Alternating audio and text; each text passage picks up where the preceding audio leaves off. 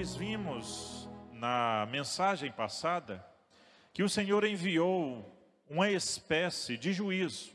O versículo 4 fala de 4 tipos de gafanhotos que devorou todas as plantações e lavouras do povo de Israel. A Bíblia vai nos falar, meus irmãos, que a alegria foi tirada, né? Uma simbologia aqui do vinho, dizendo que os bêbados tinham que chorar e lamentar, porque até o vinho novo foi tirado dos seus lábios. O Senhor falou que até o templo foi fechado. Versículo de número 9 diz que as ofertas de cereal e as ofertas derramadas foram eliminadas. Ou seja, o templo do Senhor foi fechado, de forma que não tinha mais as ofertas a serem apresentadas. O Senhor aponta para o seu grande dia, nós lemos no versículo de número 15, o dia da prestação de contas com aquele povo intransigente e rebelde. E ainda, meus amados irmãos, nós lemos que o Senhor mandou uma seca terrível, uma seca, e fora essa seca ainda teve também queimadas terríveis, o fogo abrasador. A Bíblia diz no versículo 12 que a vinha está seca, a figueira murchou, a romanceira, a palmeira, a macieira e todas as árvores do campo secaram. Ou seja, uma seca terrível. E no versículo de número 19, a Bíblia diz que as chamas consumiram as pastagens, não somente as árvores, mas também todo o pasto para os animais foram consumidos pelo fogo, os canais de água se secaram e tudo estava numa escassez de dar dó. Ou seja, Deus entrou com o seu juízo por causa de um povo que estava se afastando de Deus, que estava virando as costas para Deus. Nós falamos também, meus irmãos, que quando Deus envia a sua disciplina, na verdade não é somente em caráter de castigo, mas principalmente em caráter de tratamento. Quando Deus envia a sua disciplina, nós lemos que Deus disciplina aquele a quem Ele ama. Então, na verdade, muitas vezes, ou na maioria das vezes, a disciplina é um tratamento de Deus com o seu povo. Então, queridos, diante daquele momento de ira, de tratamento, de disciplina, o Senhor usa o profeta Joel para lançar um clamor e um convite ao povo. Aí nós falamos, em primeiro lugar, no versículo 2, que o povo teria que ouvir a palavra de Deus. No caso, através de Joel, que estava ministrando, proclamando a palavra de Deus, e o povo tinha que ouvir atentamente o que Deus estava falando através de Joel. No versículo de número 5, o Senhor diz, através da vida de Joel, que o povo deveria despertar. E ele fala, despertem, ó bêbados, ó ébrios. E esse bêbado aqui, irmãos, tem um significado para nós, de forma simbólica, de pessoas que estão nem aí para a obra de Deus, que estão fazendo a obra de Deus de qualquer jeito, que estão vivendo na presença de Deus de qualquer forma. E o Senhor usa aqui o profeta Joel para dizer, vocês despertem, vocês abram do olho, não é? E em terceiro lugar, na mensagem passada, eu falei aqui também no versículo de número 11. O Senhor dirigiu agora aqui a palavra aos agricultores, dizendo, olha, envergonhem-se, desesperem-se, chorem produtores de vinho, fiquem aflitos pelo trigo e pela perca da cevada. Ou seja, o Senhor ordenou que o povo ouvisse a palavra, que o povo despertasse e que o povo se envergonhasse da vida que eles estavam vivendo e se voltasse para chorar na presença do Senhor.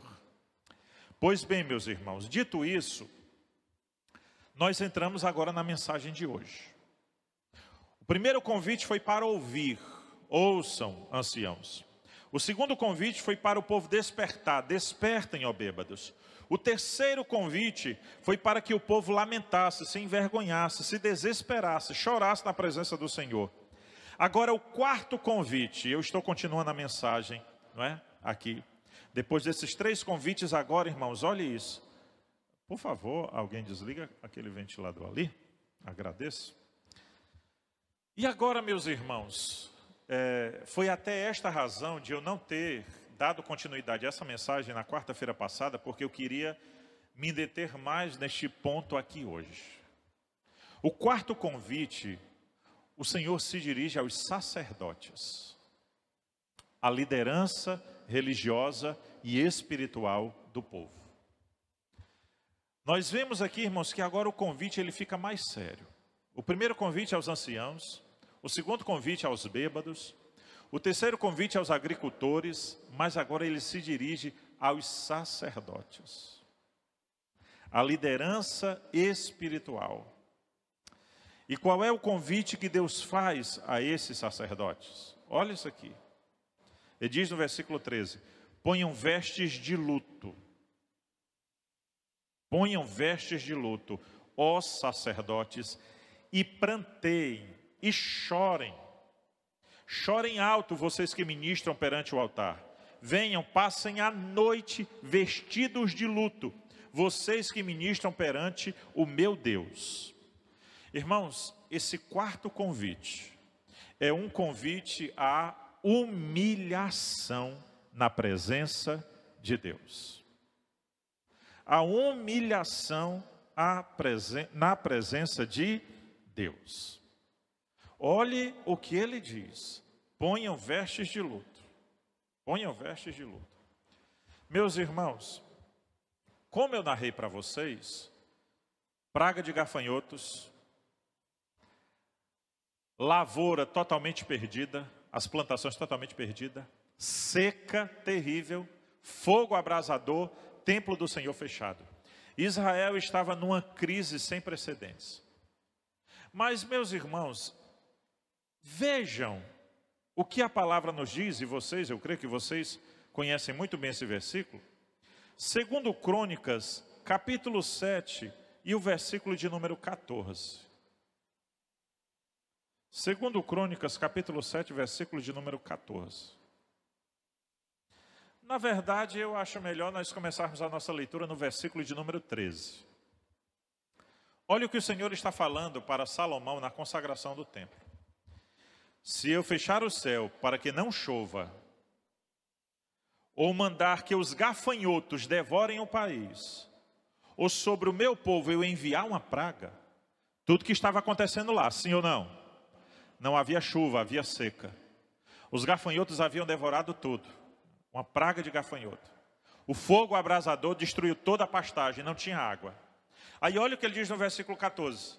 Se o meu povo, que se chama pelo meu nome, se humilhar e orar, e buscar a minha face, e se afastar dos seus maus caminhos, dos céus eu ouvirei. Perdoarei o seu pecado e curarei a sua terra.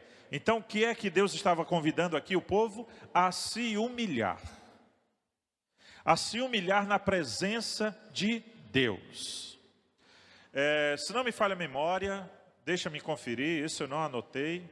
Mas eu acredito que seja 1 Pedro capítulo de número 5. 1 Pedro capítulo de número 5, versículo de número 6. Portanto, humilhem-se debaixo da potente mão, da poderosa mão de Deus, para que Ele os exalte no tempo devido. Nós devemos nos humilhar debaixo da poderosa mão de Deus. Há aquele versículo, aquela passagem que diz que os humilhados serão exaltados, né, nos evangelhos, né?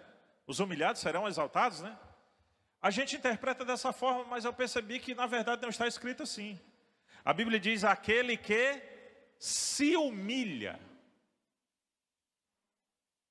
Não são os humilhados.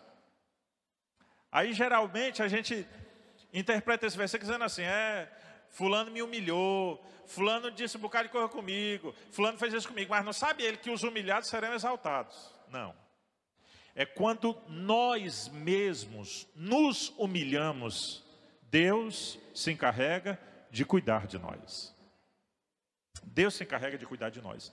Então aqui o Senhor está convidando o povo a uma humilhação. Vistam vestes de luto, venham chorar. A um convite à humilhação, ao choro na presença de Deus. Mas meus irmãos, me escutem bem, prestem bem atenção por favor. Como deve ser essa humilhação? eu achei muito interessante, inclusive eu até vou usar essa divisão agora, a divisão que o pastor Hernandes Dias Lopes fez em seu comentário do livro de Joel. Ele fez uma divisão em 3 pontos sobre como deve ser essa humilhação. Eu achei muito interessante e quero compartilhar ela com vocês. Como deve ser esta humilhação? Como deve ser esse choro? Veja bem, olha aqui. Em primeiro lugar, o versículo 3, ele diz assim: ponham vestes de luto. Luto. Esse choro, irmão, deve ser você se humilhando de fato na presença de Deus. Porque colocar vestes de luto, vestir panos de saco, em algumas traduções, é o símbolo da mais profunda humilhação na cultura do povo judeu. Eles estavam se humilhando realmente na presença de Deus. Vestiram panos de saco, vestes de luto. E por que eles estavam vestidos assim? Porque eles estavam chorando, irmão, por causa do pecado e da frieza espiritual do povo de Deus. Na verdade, eu até refaço a minha frase, eles não estavam vestidos, eles estavam sendo convocados por Deus para se vestirem assim. Era como se Deus dissesse assim: meu amigo, a situação é tão séria que vocês têm que de fato, não somente de forma teatral, mas de forma sincera, demonstrar humilhação na presença de Deus. Por quê? Porque o pecado, irmãos, ele separa o povo do seu Deus. Sim ou não? O que é que a palavra de Deus nos diz em Isaías? Você pode ir lá comigo, capítulo 59. Isaías capítulo 59, versículos 1 e 2. Vejam, o braço do Senhor não está encolhido. Se não está encolhido, como é que está? Está estendido, para que não possa salvar. Vejam, o ouvido do Senhor não está surdo. Se não está surdo é porque está ouvindo, para que não possa ouvir. Mas, versículo 2, as suas maldades, na linguagem mais tradicional, os seus pecados separam vocês do seu Deus. Os seus pecados esconderam de vocês o rosto dele, e por isso ele não os ouvirá. Ele não ouvirá as suas orações. Vejam, irmãos, os sacerdotes, eles deveriam não somente se humilhar, mas chorar. A Bíblia diz no versículo de número 13, chorar alto na presença de Deus. Na presença de Deus.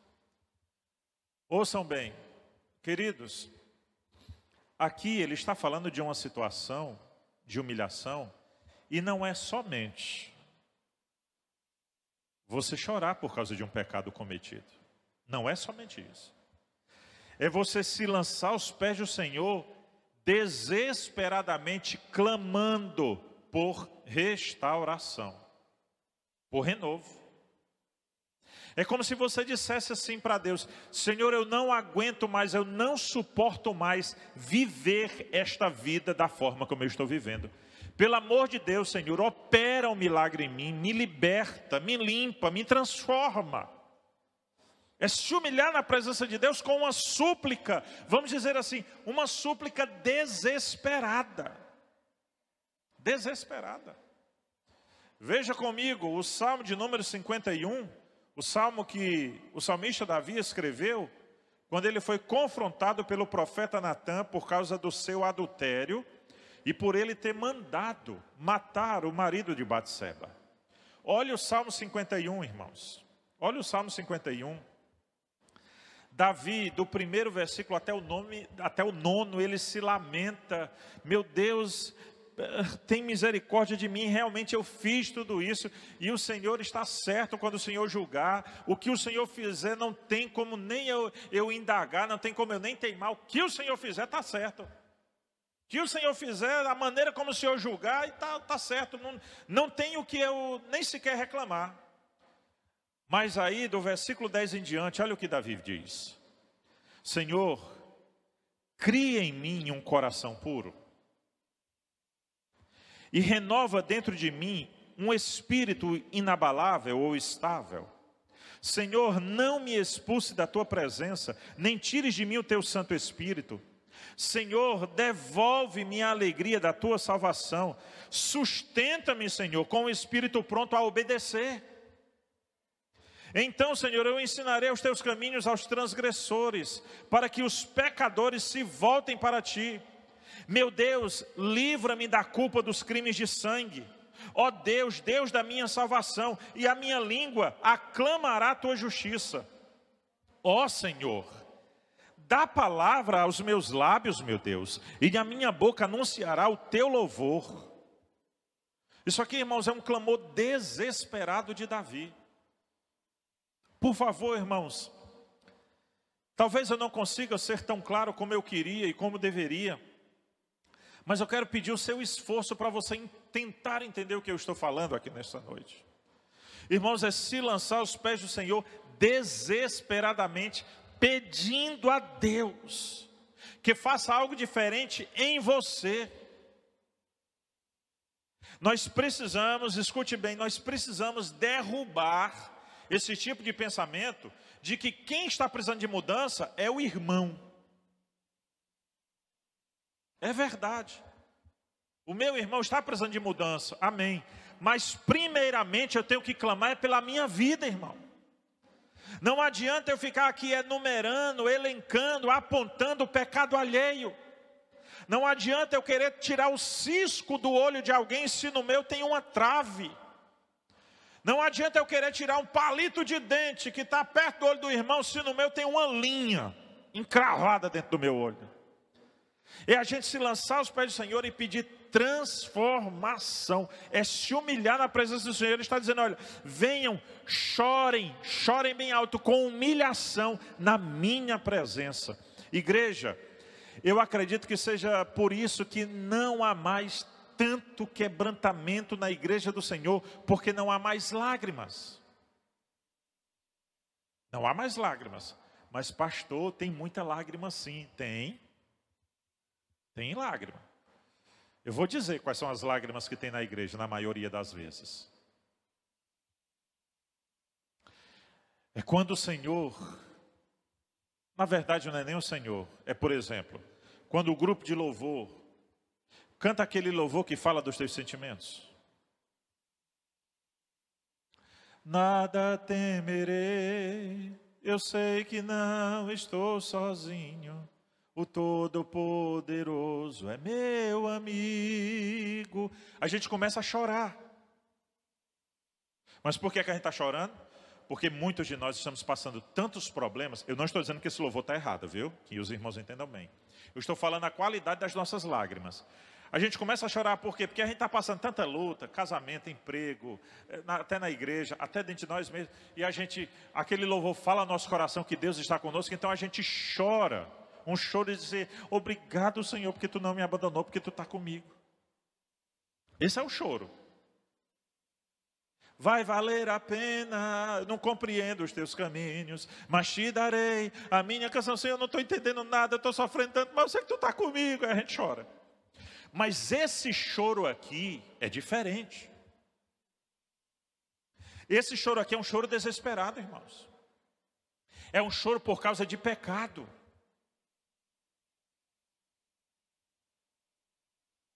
É um choro por causa de pecado. Eu nunca vi essa igreja aqui chorando quando é louvado o 75 da harpa cristã. Tu pode botar aí o 75, Wallace, por favor? Eu nunca vi a igreja chorar por causa desse louvor aqui. 75 da harpa cristã. Duvido alguém chorar. Tentado não cedas, ceder é pecar. Melhor e mais nobre será triunfar. Coragem, ó crente, domina o teu mal. Deus pode livrar-te de queda fatal. Em Jesus tens a palma da vitória, minha alma, e também doce calma pelo sangue da cruz. Dá vontade de chorar? Mas está falando. Para você, no momento que você for tentado, você não ceder. Como é aí a segunda estrofe. Evita o pecado, procura agradar a Deus a quem deves no corpo exaltar.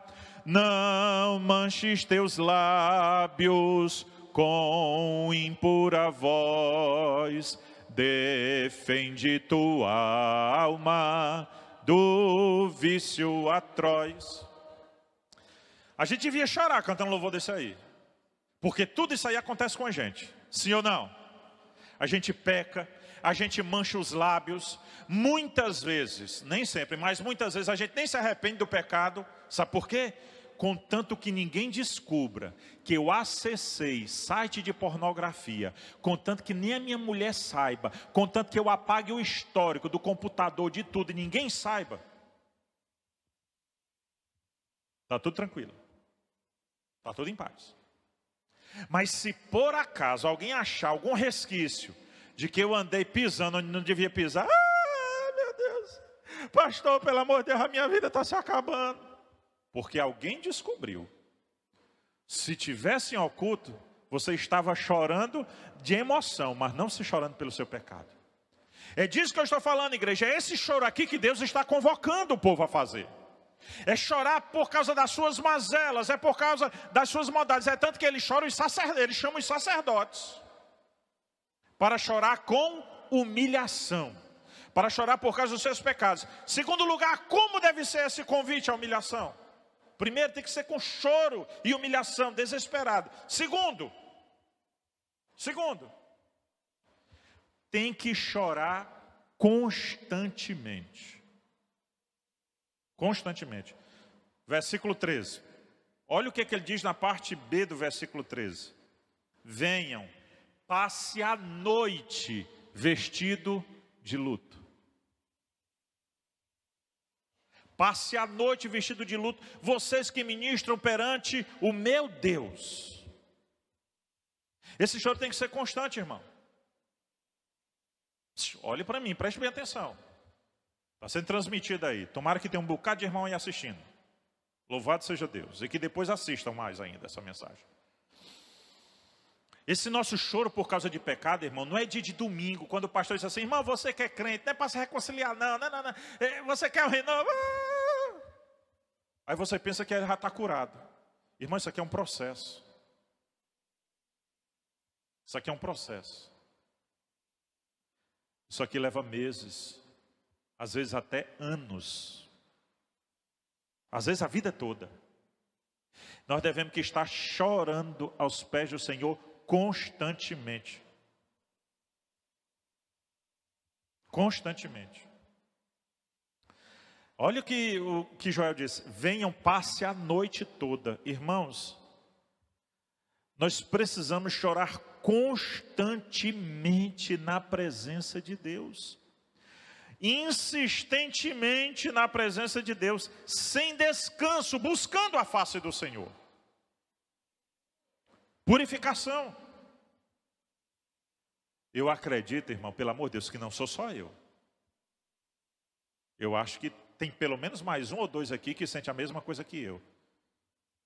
Irmão, a carne de vocês aí está tudo dominada, porque a minha ainda não está.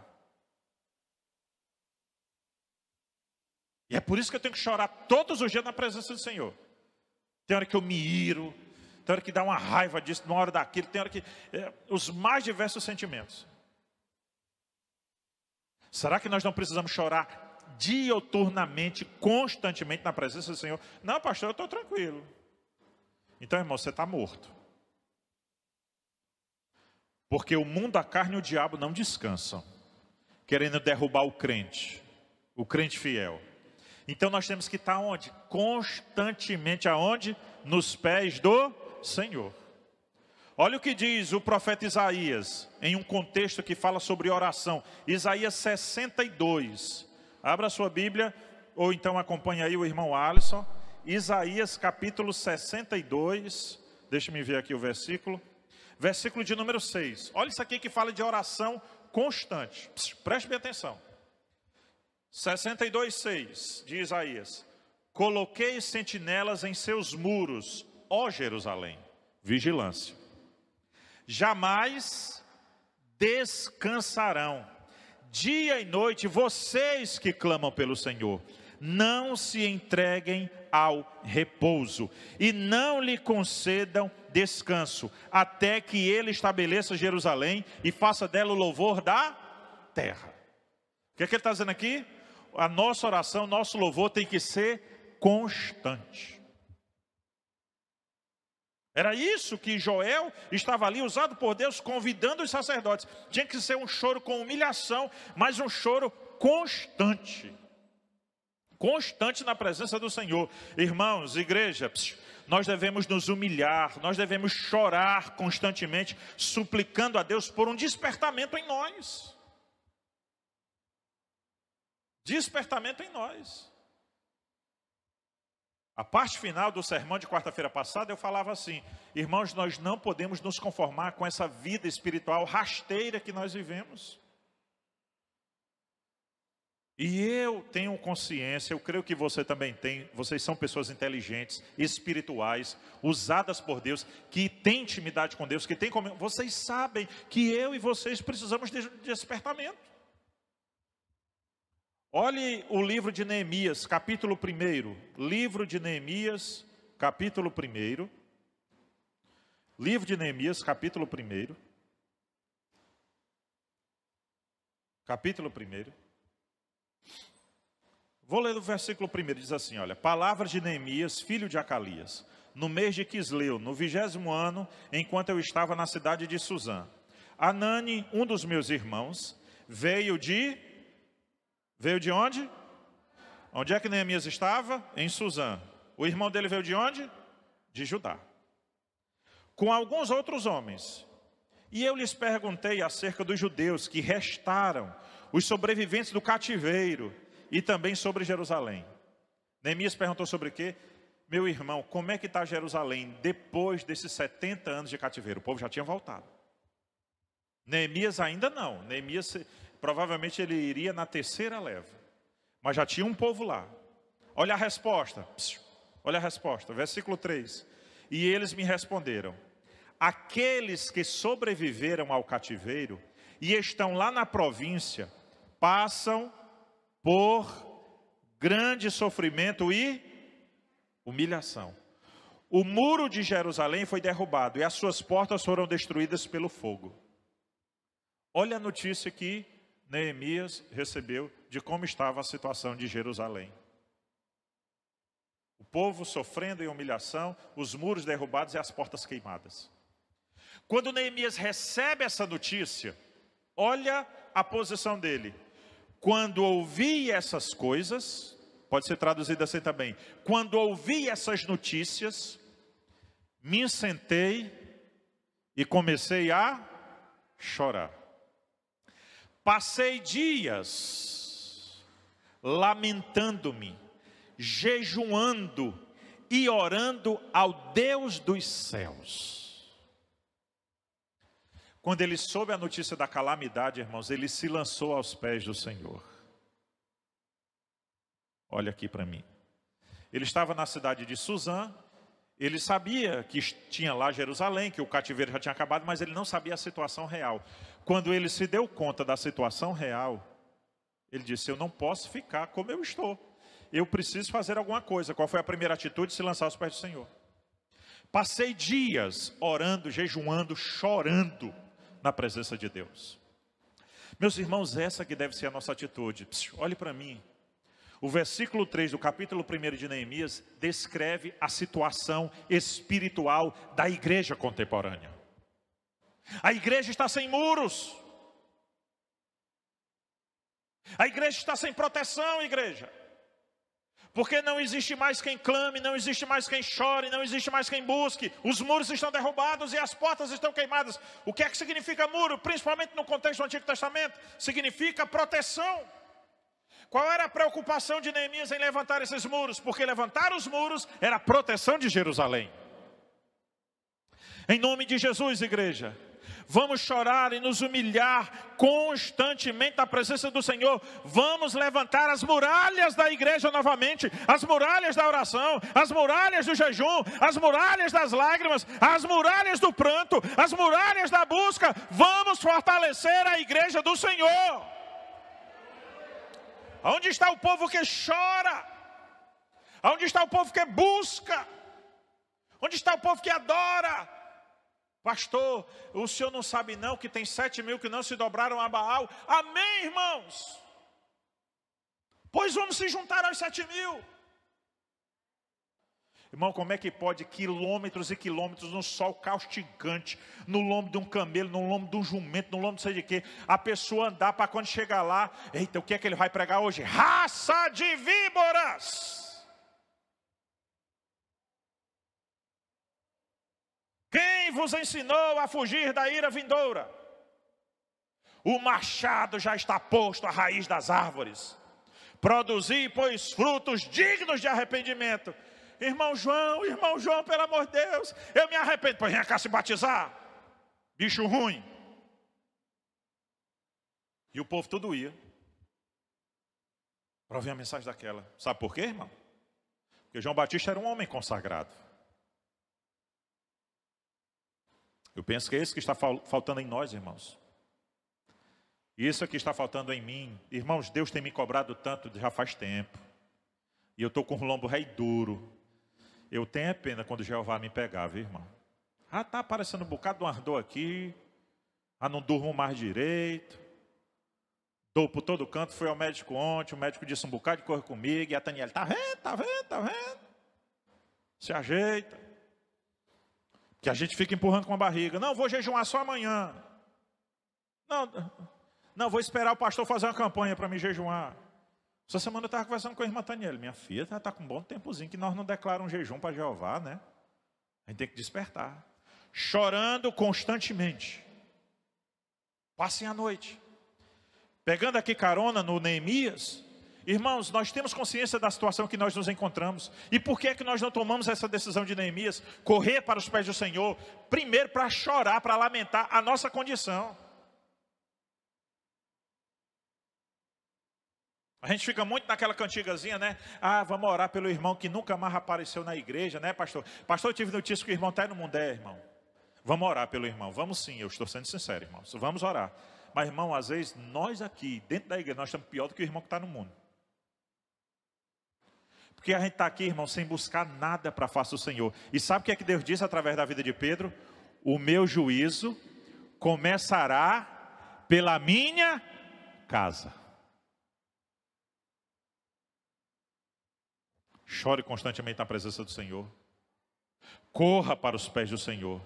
Se lance na presença do Senhor. Pastor, como deve ser essa humilhação? Deve ser com choro. Deve ser um choro constante. Deve ser um choro humilhado. Em terceiro lugar, como deve ser essa humilhação, pastor? Deve ser um choro consciente. Olhe para mim. Deve ser um choro consciente. Vocês não devem chorar só porque eu estou pregando sobre isso, não. Eu vou chorar porque o pastor mandou chorar. Tu está chorando por quê? Não, porque o pastor pregou e disse que a gente tem que chorar. Não. É um choro consciente, irmãos. Olha o que ele diz aqui, ainda no versículo 13. Vocês venham, passam a noite vestido com pano de saco, vocês que ministram perante o meu Deus. Sabe por quê? Porque as ofertas de cereal, as ofertas derramadas foram suprimidas do templo do Senhor. Irmãos, para o povo judeu, o maior símbolo exterior, da aliança do povo de Deus com o seu Deus, era o templo. Era o culto no templo. Eram as ofertas, eram os sacrifícios. E o que foi que aconteceu agora aqui? O templo está fechado, irmão. O templo está fechado. Aí Deus diz, eu quero que você chore por causa disso.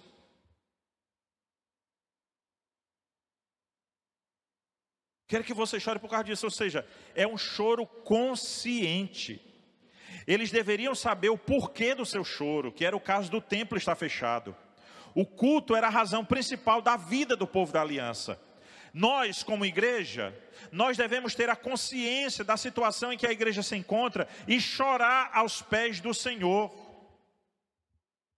Eu já disse isso aqui uma vez, irmão, eu vou repetir. Abra a sua Bíblia em Lucas, capítulo de número 23. Lucas, capítulo de número 23. Lucas, capítulo de número 23. Lucas 23. Olha o versículo 39. Jesus, ele foi crucificado ao lado de dois criminosos. Amém, igreja? Amém. Versículo 39. Um dos criminosos que ali estavam dependurados, lançava-lhes insultos. Dizia assim, olha, mas você não é o Cristo? Salve-se a si mesmo e a nós. Olha o versículo 40. Mas o outro criminoso o repreendeu dizendo, você não teme a Deus, nem estando sobre a mesma sentença? Nós estamos sendo punidos com justiça, porque estamos recebendo o que os nossos atos merecem. Mas este homem não cometeu mal nenhum.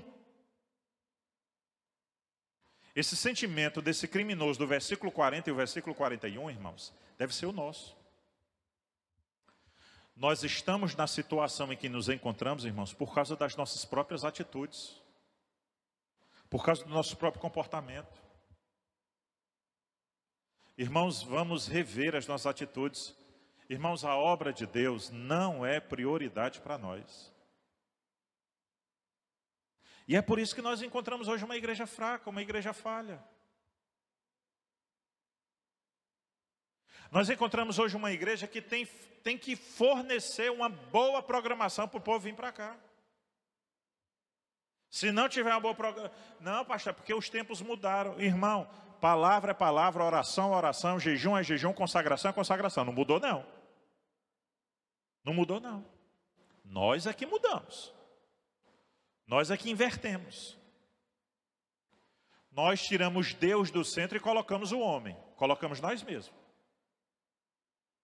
E aí nós achamos que somos merecedores das coisas melhores. Irmão, se você estudar bem a Bíblia Sagrada, você vai ver que se Deus nos der o que nós merecemos, nós estamos do inferno para dentro.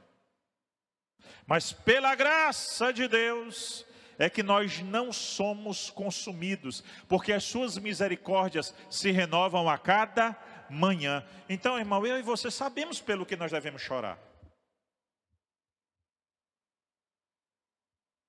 Nós sabemos pelo que nós devemos chorar. Nós devemos chorar com consciência pela nossa própria vida, por causa dos nossos pecados, por causa dos nossos erros. Aí talvez você diga, como eu muitas vezes já disse, Senhor, mas eu não consigo. Senhor é mais forte do que eu. Não, irmão. Não. Essa é a desculpa que muitos dizem assim, é entre eu e Deus, pastor. Pare com isso, você está se enganando, servo de Deus, serva de Deus. O Senhor diz para Caim, o pecado está aí na tua porta, cumpre a ti, dominá-lo. Sabe o que é que Deus está dizendo? Se você resolver lutar, eu vou lhe dar força para vencer. Se você resolver lutar contra esse pecado que te atormenta, que te seduz e que tem te derrotado algumas vezes, se você resolver lutar, peça a minha ajuda, clama a mim e responder-te-ei. Eu te darei forças, eu te darei capacitação, eu te darei unção, eu te darei graça e você vai vencer em nome de Jesus. Aleluia! Nós temos que ter consciência, irmão, do nosso choro e apresentar esse choro a Deus. Esse choro a Deus. Irmãos, esse é o meu cântico desde que eu comecei a pregar. Esse é o mesmo cântico desde que eu comecei a pregar. Essa é a minha mensagem desde que eu comecei a pregar. Desde que eu ainda era menino rei na fé, junto com o pastor Clésio, junto com a irmã Robênia, lá na Assembleia de Deus Canaã, no Horto Florestal, lá em Maracanaú.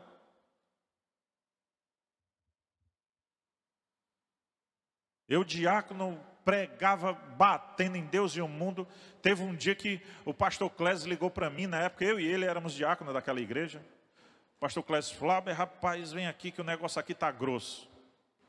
Uma reunião, o pastor junto com alguns obreiros, uma reunião, rapaz, nós temos que conversar com o irmão Flauber. Não tem condição dele estar pregando desse jeito para a gente, não. Ele pega o microfone, sai açoitando, sai batendo em todo mundo. Nem assim, não. Foi assim, pastor Clécio? E o Clécio Flauber tem mais calma, cara, nas tuas pregações. Porque o negócio tu tá batendo muito. Mas por que era, irmão? Claro, esse foi o chamado que Deus me deu. Na época eu pregava assim, estava certo? Não. Eu estava pregando sem sabedoria, porque a igreja tinha um pastor.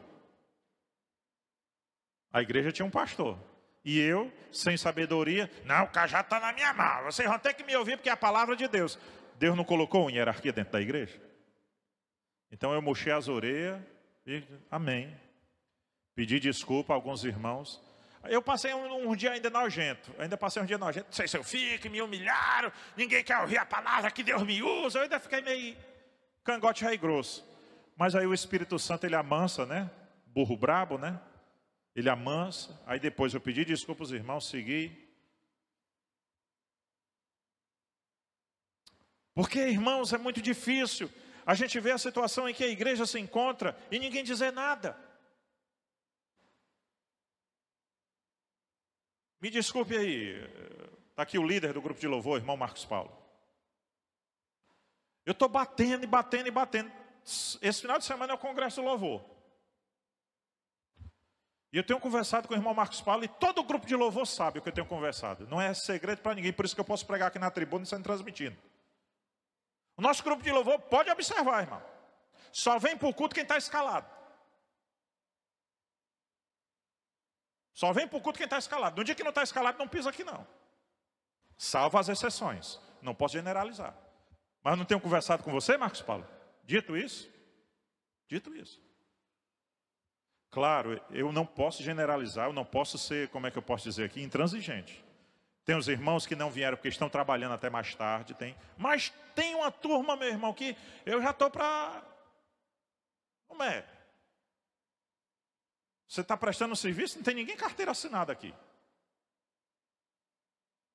Por quê, irmãos? Vou repetir para eu não ser mal interpretado. Salvo as exceções de irmãos que de fato não podem estar aqui. Para os irmãos também não entenderem. Não, salvo as exceções. Mas a gente precisa, irmão, falar a verdade. A gente não pode ficar refém de situações dentro da igreja. Como é que nós estamos fazendo a obra do Senhor? De qualquer jeito? Não pode. Está aqui, tem que se humilhar na presença dele. Quem é que tem que se humilhar, pastor? Todo mundo. Começa pelo pastor da igreja até o novo convertido, tem que se humilhar. O novo convertido começou segunda-feira, a classe de discipulado. A irmã Débora, a irmã Karine, quem for dar aula na classe do discipulado, tem que ensinar esses novos convertidos a se humilhar na presença do Senhor. A gente não pode ensinar esses novos convertidos a criar igual criança mimada, não. Chorou, dá o celular, não. Dá uma cinturãozada. Vixe, está transmitido. Vai aprender a ser gente, irmão. Nós estamos aqui, a igreja hoje, irmão, parece a dança dos famosos. O pastor brigou aqui, eu vou dançar lá na outra. Se brigar lá, vai dançar lá na outra. Que é isso, irmão? Cadê o compromisso? Venha para a igreja pelo direcionamento de Deus. Se Deus direcionou você para estar aqui, faça a obra de Deus aqui. Mas tenha compromisso com a obra de Deus. Você não está aqui para eu colocar pirulito na sua boca. Você está aqui para ser ensinado pela palavra de Deus. Aleluia! Tem que chorar na presença do Senhor. Tem que chorar na presença do Senhor. É um convite de Deus através da sua palavra. Um convite à humilhação. Um convite ao clamor. Um convite ao clamor. Olha o versículo de número 14. Decretem um jejum santo, convoquem uma assembleia sagrada, reúnam as autoridades e todos os habitantes do país no templo do Senhor, do seu Deus, e clamem ao Senhor. Esse convite é um clamor coletivo, irmãos. Eles deveriam chamar o povo, ele está falando com os sacerdotes, olha, chamem um povo para um jejum, para um clamor.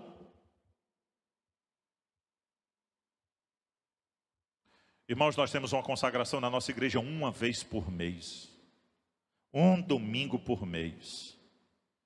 E eu começo a botar os avisos lá no grupo da liderança da igreja. Irmãos, domingo é o domingo da Santa Ceia, consagração de 8 às 9. Uma vez por mês.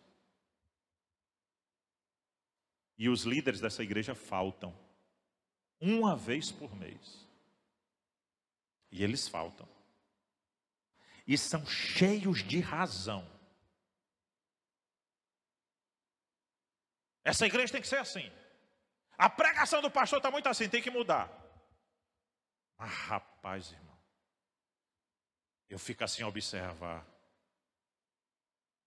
Tão bom de uma lapada boa para aprender a ser gente e depois aprender a ser crente.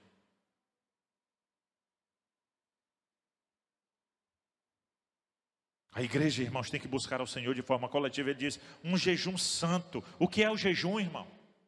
O jejum é fome de Deus. Deveria haver ali para o povo de Israel uma renúncia dos seus próprios desejos, dos seus próprios apetites carnais para buscar a presença do Senhor. Bora fazer uma pergunta aqui, você tem que responder para você mesmo. Quando foi seu último jejum? Responda para você mesmo, não precisa levantar a mão não, quero saber não. Responda para você mesmo. Ah, pastor, meu último jejum foi naquela campanha que o senhor fez de 30 dias de jejum e oração. E como foi teu jejum? Não, eu comecei a jejumar às 10 horas da noite, eu orei antes de dormir. Quando foi 8 horas da manhã, quando eu me acordei, eu disse, Senhor, eu entrego na tua mão o meu jejum. Hipócrita. Precisa aprender a buscar ao Senhor. Precisa aprender a buscar ao Senhor, irmãos. Chorar na presença do Senhor, jejuando, se consagrando ao Senhor, renunciando à carne. Deus está me direcionando. Eu estou só vendo aqui qual vai ser a data. Deus está me direcionando. O nosso próximo jejum coletivo da igreja vai ser de 21 dias de jejum e oração. E não vai demorar muito não, viu? Pastor, eu posso fazer meu jejum da hora que eu me acordar, marcar 1 hora? Não, vá fazer esse jejum para o médico, para você fazer exame de colesterol. Para Deus não. Aliás, o médico nem pede, o médico pede logo um dia 12, né? Fazer um jejum, irmãos, para consagrar a nossa vida a Deus, para buscar a face do Senhor. 21 dias. 21 dias. Buscando a face do Senhor. Buscando a presença de Deus. Até que ele disse, olha, chame o povo para um jejum santo. Olha o que foi que Neemias fez quando ele soube daquela situação. Eu me pus a chorar e a jejumar. Outra coisa que ele diz, um clamor coletivo. Ele diz aqui, olha, chame as autoridades, todos os habitantes de Jerusalém, para o templo do Senhor, o seu Deus, e clamem ao Senhor. Todos deveriam clamar, irmãos. Todos deveriam clamar. Irmãos, nós temos uma reunião de oração oficial da igreja toda sexta-feira à noite. Isso é para toda a igreja, irmão. Isso é para toda a igreja. Nós temos que orar, nós temos que buscar a face do Senhor. Irmãos, sem oração nós não vamos chegar a lugar nenhum. Sem oração nós não vamos vencer. Sem oração nós vamos perecer. Então todo o povo de Deus tem que orar. E em último lugar desse convite ao clamor, o versículo de número 19. Olha o que nos diz a palavra de Deus. A ti, Senhor, eu clamo, pois o fogo devorou as pastagens e as chamas consumiram todas as árvores do campo. Versículo 19, ele diz que até agora ele tem falado, olha, um jejum nacional coletivo. Chame todas as autoridades e todos os habitantes desse país para vir para o templo do Senhor clamar ao Senhor. Ele está mandando chamar todo mundo. Mas agora ele diz assim, eu, Senhor, clamo a ti. O que é que ele está falando? Da oração individual. A oração individual. Porque tem muita gente que só ora na igreja. É preciso o pastor fazer 21 dias de jejum e oração para você poder fazer esse momento? Você não pode fazer sozinho? Eu achei interessante, eu acho que tem alguns jovens aqui que acompanham a página no Instagram do Jesuscope, o Douglas Gonçalves, filho do pastor Josué Gonçalves, aquele Família Debaixo da Graça. E é exatamente eu pensando nessa questão de jejum, e eu passando aqui o feed, né, do Instagram. Aí vi lá, 21 dias de jejum e oração. Opa, vou olhar aqui, isso aqui. Aí eu vi lá, ele vai ter agora a conferência Jesus Cop, que tem todo ano, esse ano vai ser online, com o tema Maranata. Aí ele disse lá, irmão Emerson, 21 dias de jejum e oração. Aí ele disse, pastor Clésio, irmão Eli, como vai ser o jejum? Viu, Adenor? Ele diz assim, serão 21 dias de jejum e oração. 21 dias de jejum absoluto. Sem filmes, sem séries, sem rede social. 21 dias. Aí ele botou lá assim também, se não me falha a memória. Escolha 2 tipos de alimento. Que mesmo quando você não estiver em jejum, você não vai provar. 2 tipos de alimento que você goste muito. E você vai passar os 21 dias sem provar nele. Eita, Valéria, o café, hein? Eita, Itamar, o café, hein? A Coca-Cola, hein, jovens? Eu achei interessante aquele condicionamento que o Douglas deu. Já parou para pensar, irmão? A gente 21 dias orando e jejuando sem Netflix, sem Amazon Prime, sem Instagram, sem Facebook. Imaginei, sem rede social. Só com a Bíblia. Online, só com o céu. E jejuando e buscando a presença de Deus. Eu achei interessante a colocação do Douglas. Antigamente eu acredito que não precisava um pastor dizer isso, não era, irmão Aurélio? Bastava ele dizer assim, jejum, não era, irmã Marisa? O crente já sabia o que era. Mas hoje o pastor tem que especificar, irmão, tu não pode isso, tu não pode aquilo, para ver se os crentes tomam pelo menos um caminho. Mas nós temos que consagrar, irmãos, nós temos que buscar a face do Senhor. Porque é na oração individual, irmãos, que nós nos fortalecemos. Irmãos, muitos de nós pensamos que a nossa fortaleza a gente vem buscar no culto. É também. Mas a nossa principal fortaleza, irmãos, é na nossa oração individual. Nós ganhamos e perdemos batalhas, dependendo da nossa vida individual de oração. Dependendo do nosso quarto secreto. Então, em nome de Jesus, igreja.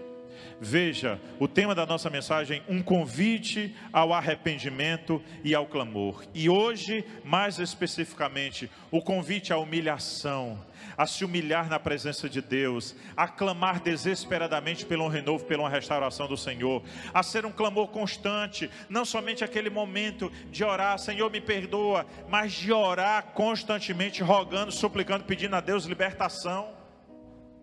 Rogando com constância, rogando com insistência, rogando com consciência, você saber pelo que você está pedindo. Você não vai chorar, clamar somente porque o pastor pregou que você deveria fazer isso, mas você vai saber porque você sabe a razão a qual você precisa clamar. E esse clamor é para toda a igreja, buscar ao Senhor, na consagração do domingo da ceia, no círculo de oração às sextas-feiras, na primícia pela manhã, no meio-dia durante o clamor. Jejum, separe dias para você jejuar, separe dias da semana para você jejuar, controle a sua vida espiritual, meus amados irmãos. Eu estou tentando amadurecer, cadê a Poliana, está aí? Poli, está ali. Eu estou tentando amadurecer para a nossa igreja, um estudo bíblico falando sobre disciplinas espirituais. A irmã Poliana até já conversou comigo sobre isso. O jejum, a oração, a solitude, tudo isso, para a gente tentar, irmãos, mudar esse quadro de estagnação espiritual que nós estamos vivendo. Jejuar, tanto o coletivo como também os jejuns individuais, buscar a face do Senhor. Pastor, eu já estou fazendo isso, pastor, eu já tenho os dias de jejuar. Amém, irmão, pois persiste, persevera nisso, para que o Senhor fortaleça, para que o Senhor mude esse quadro. Principalmente, o nosso clamor individual, irmãos. A nossa busca individual, para nós vermos a transformação de Deus na nossa vida, para nós vermos a transformação de Deus no meio da igreja e do povo de Deus. Louvado e exaltado seja o nome do Senhor. Adoremos ao Senhor, irmão Gileade. A ti eu vou clamar, Pois tudo vem de ti, e tudo está em ti. caminhar, tu és a direção, o sol a me guiar. Adore ao Senhor. Tudo pode passar, teu amor jamais me deixará. Sempre há de existir Um novo amanhã. novo amanhã preparado pra mim. Preparado, preparado, preparado. Preparado pra mim. Aleluia, Deus. Preparado pra mim.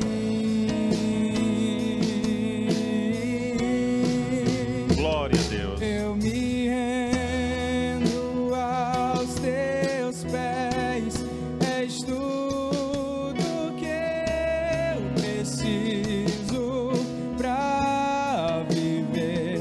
Eu me lanço aos teus braços, onde encontro meu refúgio.